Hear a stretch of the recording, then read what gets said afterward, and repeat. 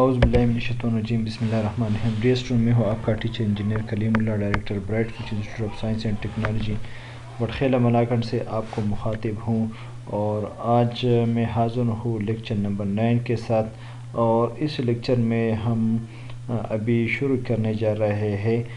جو انٹروڈکشن تھا وہ پارٹ ہم نے کور کر دیا۔ ابھی ہم جو مختلف ٹاپکس ہے بیسک اور ایڈوانس پائتھن کے، اس کو پڑھیں گے، اور اس میں پہلا ٹاپک ہے پائتھن سینٹیکس۔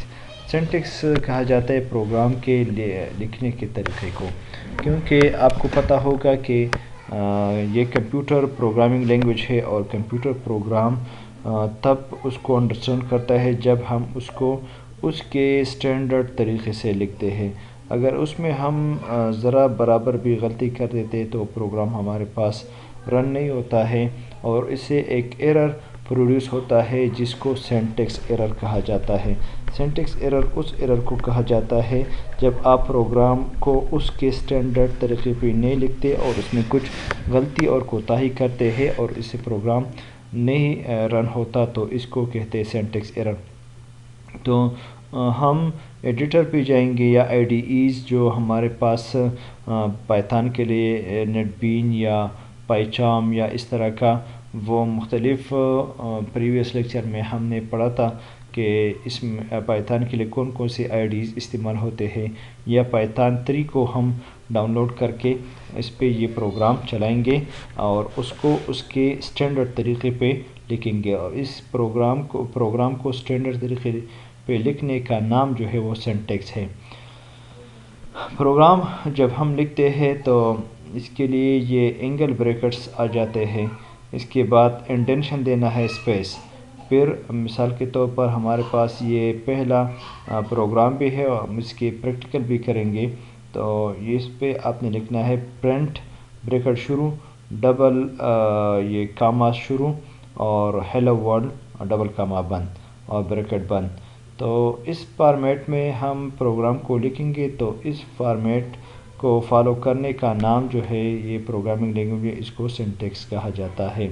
ابھی ہم اس کا پریکٹیکل کرتے ہیں کہ ہم ایک پروگرام کو کس طرح رن کریں گے۔ مثال کے طور پر ہمارے پاس ایک کویسچن ایسا آ جاتا ہے کہ آپ پائتھن میں ایک ایسا پروگرام لکھتے جو آپ کے نام کو اسکرین پہ ڈسپلے کر دے گا۔ مثال کے طور پر میں کہتا ہوں کہ مائی نیم از برائٹ فیوچر، تو اس پروگرام کو میں پائتھن پہ کس طرح رن کر دوں گا۔ تو آئے دیکھتے ہیں کہ پہلے میں نے کیا کرنا ہے۔ پہلے میں نے پائتھن کا پروگرام کو اوپن کرنا ہے، یہاں پہ میں نے پائتھن انسٹال کیا ہے، اس کو اوپن کر دیا۔ یہ پائتھن کا وہ ایک انٹرفیس ہے جو آپ کو نظر آ رہا ہے۔ یہاں پہ وہ اینگل بریکٹس خود سے آئے ہوئے ہیں، اور اس پہ یہ انڈینشن بھی آیا ہے۔ یہ دیکھیں جہاں پہ یہ کرسر بلنکنگ کر رہا ہے، تو اس کے درمیان اور اس اور یہ اینگل بریکٹس کے درمیان سپیس ہے جس کو انڈینشن کہا جاتا ہے۔ اگر یہ انڈینشن آپ نہ دیں گے تو پروگرام رن نہیں ہوگا، یہ پروگرام سینٹیکس ایرر دے گا۔ تو یہ پہلے پروگرام میں شروع کرتا ہوں، اور آج اس کا پہلا پریکٹیکل بھی ہے کہ پائتھن میں ہم ایک ایسا پروگرام بنائیں گے کہ جو اسکرین پہ میرے نام کو، آپ کے نام کو ڈسپلے کر دے۔